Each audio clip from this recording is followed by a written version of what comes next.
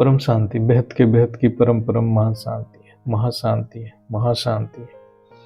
आज हम चर्चा करेंगे राजयोग और कर्मयोग का रहस्य क्या है। सच में कर्मयोगी कौन बन सकता है और राजयोगी और कर्मयोगी में क्या संबंध है। तो ज्ञान मार्ग में ये दोनों शब्द को समझना बहुत जरूरी है, जो आत्मा को पुरुषार्थ करने में और सेवाधारी बनाने में और धारणा मूर्त बनाने में बहुत मदद करेगा। बापूजी के प्रेरणा से जो ज्ञान का मंथन कर रहे हैं, ये सारे आत्माओं को अपने पुरुषार्थ में आत्म स्वरूप की ओर लेके जाएगा। तो ज्ञान में एक ही पुरुषार्थ है, वो है कर्मयोगी, अर्थात कर्मयोगी बनना ही है। लेकिन कर्मयोगी कौन बन सकता है? जिसको सारे राज को जान लिया, सारे राज को जान लिया है, वही कर्मयोगी बन सकता है। राज यानी ज्ञान, अर्थात जो आत्मा ज्ञान से साकार बाप को पहचान लिया है, वही केवल कर्मयोगी बन सकता है। बाप यानी पावर हाउस, प्यार यानी पावर। तो निरंतर बाप से यानी पावर हाउस से कनेक्ट रहना ही निरंतर योग है। कर्म करते समय पावर हाउस से कनेक्टेड रहना ही कर्मयोगी है। ये एक ही डेफिनेशन है कर्मयोगी का, और कोई डेफिनेशन नहीं है। कर्मयोगी से पहले राजयोगी बनना पड़ेगा। राजयोग यानी ज्ञान योग। जब आत्मा ज्ञान योग अभ्यास से बेहद के ज्ञान को अंतकरण में प्रकट कर लेता है, तब वो आत्मा बाप के साकार रूप को अंदर प्रकट कर लेता है। फिर बाप से निरंतर कनेक्टेड रहता है। जैसे साकार बाप पे कोई भी आत्मा का 100% निश्चय बुद्धि हो जाता है, तो बाप के श्रीमत ही उसका जीवन का आधार बन जाता है। बाप और आत्मा में एक निरंतर संबंध बन जाता है, तब वो आत्मा कर्मयोगी बनता है। कर्मयोगी बहुत तपस्या है, सबसे बड़ी तपस्या ही कर्मयोगी है। बिना कर्मयोगी सेवा हो ही नहीं सकता। ज्ञान योग का अभ्यास पक्का होने के बाद ही आत्मा कर्मयोगी बन सकता है। ज्ञान मतलब साकार बाप की पहचान और कुछ नहीं है। साकार बाप की पहचान जब तक अंतकरण में ज्ञान प्रकट नहीं होता, तब तक साकार बाप के ऊपर 100% निश्चय हो ही नहीं सकता है। और जब तक 100% निश्चय नहीं होगा, वो निरंतर योगी बन ही नहीं सकता है। तो कर्म योग यानी साकार बाप से निरंतर कनेक्शन में रहना। केवल ज्ञानी ही साकार में निराकार को अनुभव कर सकता है।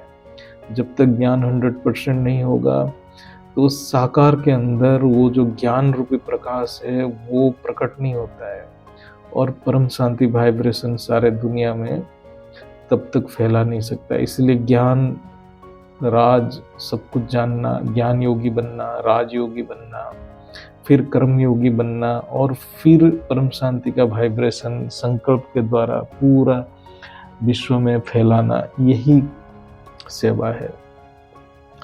और अर्थात केवल कर्मयोगी ही सेवाधारी बन सकता है। पहले राजयोगी, फिर कर्मयोगी, फिर सेवाधारी। सेवा से आत्मा धारणा मूर्त बनता है। ये ज्ञान का सारांश है। तो बापूजी के वीडियो में जो ज्ञान दिया है, उससे समझिए और ज्ञानी बनिए। तो ये हम बापूजी के एक वीडियो में बापूजी कैसे बताए हैं कि राजयोग, कर्मयोग ये दोनों सेम ही है, लेकिन पहले राजयोगी बनना है, फिर कर्मयोगी बनना है। तो दोनों एक साथ भी चलता है। ज्ञान के साथ कर्मयोगी भी बन सकते हैं। तो ये एक वीडियो का क्लिप है बापूजी का, उसको देखिए, उससे भी आप ज्ञान को समझ सकते हैं और इससे पुरुषार्थ में काफी मदद करेगा। बेहद की परम शांति, बेहद की परम शांति, बेहद की परम शांति। देखो, राज माना सारे राज को जानना है, राज माना रहस्य को जानना है। अब सारे रहस्य जानना है, तो कौन से रहस्य को जानोगे तुम?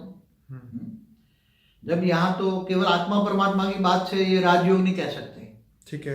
गीता का भगवान जो कृष्ण ने, माना ऑलमाइटी अथॉरिटी ने कृष्ण के द्वारा जो गीता ज्ञान दिया, उसमें सहज राजयोग की बात की है। क्या जी? सहज राजयोग, सहज मतलब आत्मा आसानी से ये ज्ञान को पहले समझे, ठीक है। तो कौन सा ज्ञान चाहिए उसको आत्मा को?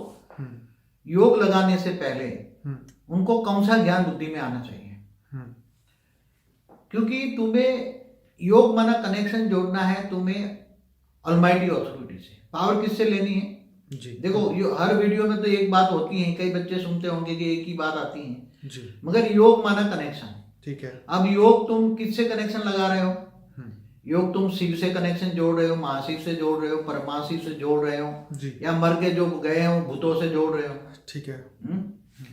तो योग ऑलमाइटी अथॉरिटी से तुम लगाओगे। जो गीता का भगवान है, इन्होंने बात कही राजयोग की, मगर वो हम आगे सहज ले लेते हैं। क्यों? हम्म, क्योंकि इसके लिए ये ज्यादा कोई घर बार छोड़ के जंगल में जाने की जरूरत नहीं है, बिल्कुल बड़ी बड़ी उपासनाएं करने की जरूरत नहीं है, ठीक है। हाँ, बड़ी बड़ी अपनी शरीर को ताड़नाएं देने की जरूरत नहीं है। हठ योग हठ योग जैसी हठ योग है। ठीक है। ये जैसे बड़े बड़े पद्मासन या आसन लगाने की जरूरत नहीं है। ठीक है। हम्म? ये बुद्धि योग है। ये बुद्धि का योग है ना। बुद्धि से मुझे याद कर, क्या परमात्मा ने क्या कहा? मुझे बुद्धि से याद, पहले तो मुझे जान। ठीक अब है। परमात्मा को मतलब ऑलमाइटी, यहाँ परमात्मा माना हम ऑलमाइटी अथॉरिटी को लेंगे। ठीक है। हम शिव महाशिव परमाशिव की बात नहीं करते हैं। हम्म, हम तो कि जो आत्मा जितना ज्ञान समझती है, जैसे ऑलमाइटी अथॉरिटी की पहचान क्या है? हम्म, जो ऑलमाइटी अथॉरिटी जो जितना ज्ञान देता है, बेहद का विश्व का ज्ञान देगा। क्या? हम्म, तो ऑलमाइटी अथॉरिटी को तुम्हें जानना है तो ज्ञान है, पहचान क्या है? ज्ञान है पहचान। जैसे डॉक्टर है, इंजीनियर है, तो उसकी पढ़ाई के ज्ञान से जानोगे ना। बिल्कुल हाँ, कि ये चार्टर्ड अकाउंटेंट है, ठीक ये है। लौकिक पढ़ाई है। ठीक है। ये बेहद की अलौकिक और पारलौकिक पढ़ाई है। सही। तो जितना आत्मा में ज्ञान समझ में आ जाए, ठीक है। केवल समझो कि एक ब्रह्मांड तक ज्ञान समझ में आ जाए, तो समझो कि ये शिव की रचना है। हम्म, हम्म? कि कोई समझो कि गैलेक्सी अनंत कोटि ब्रह्मांड तक समझ में आ जाए, अनंत कोटि ब्रह्मांड माना एक गैलेक्सी माना एक आकाश गंगा तक समझ में आ जाए, तो ये महाशिव की रचना है। हम्म, किसी को एक यूनिवर्स तक समझ में आ जाए, हम्म, हम्म, तो यूनिवर्स की परम महाशिव की रचना है। हम्म, ग्रेट यूनिवर्स की आई हुई रचना है। तो अलग अलग क्वालिटी की यहाँ हमारे धरती पर अलग अलग जगह की आत्माएं आई है।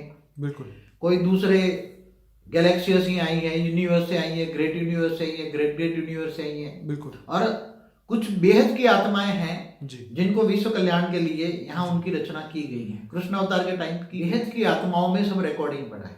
अच्छा, आत्मा के अंदर ही सब रिकॉर्ड है। जो जहां से जिस कैटेगरी से आत्मा आई है, ठीक है। वहां ही उस आत्मा में उसी कैटेगरी का सर्जन हुआ है। ठीक है। जैसे महाशिव की कैटेगरी की है, तो महाशिव का जब सर्जन करता है, महाशिव की रचना है, तो उसमें महाशिव की आत्मा में जो रिकॉर्डिंग पड़ा है वो सारी उसकी रचना में रिकॉर्डिंग आ ही जाता है। ओके। जैसे बाप के संस्कार बच्चों में आता है ना, बिल्कुल बिल्कुल डीएनए से, बिल्कुल। ऐसी तरह जी अगर वो गैलेक्सी से आई है तो महाशिव तक ज्ञान सुनेगी, गैलेक्सी तक सुनेगी, यूनिवर्स से आई तो ये पहचान है। तो ज्ञान सागर में जो डूबती है, कई बार कई बच्चों को प्रश्न आता है कि हम बेहद की आत्मा है या नहीं है। तो बेहद की आत्माओं में भी कई कैटेगरी है ना। तो बेहद की आत्मा जब ज्ञान सुनने के बाद, बेहद की आत्माएं भी हमारे पास कई प्रकार की आत्माएं, बेहद की आत्माएं आती है।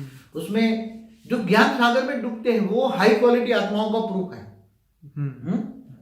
जितना ज्ञान तुम लेते हो, जितना ज्ञान से समझते हो, विचार सागर मंथन करते हो, ज्ञान सुनने के बाद विचार सागर मंथन करते हैं। बिल्कुल। कि समझो कि मेरे योग की जो स्थिति अगर आप लोगों को बताऊं तो कभी यकीन नहीं कर पाओगे। मैं हमेशा कर्म योगी रहता हूं। क्या? कर्म योग। कर्म योगी का मतलब क्या है? हर कोई कर्म करते करते भी योग में कनेक्शन में रहना, पावर हाउस से कनेक्शन में रहना अच्छा कार्य होगा। तुम अगर कर्म योगी की एक बार, कर्म योगी पहले क्या है, एक समझो कि तुम हमेशा आत्म स्वरूप में रहने की कोशिश करो हर पल। तुम पहले अपने आप को आत्मा समझो। क्या समझो? आत्मा।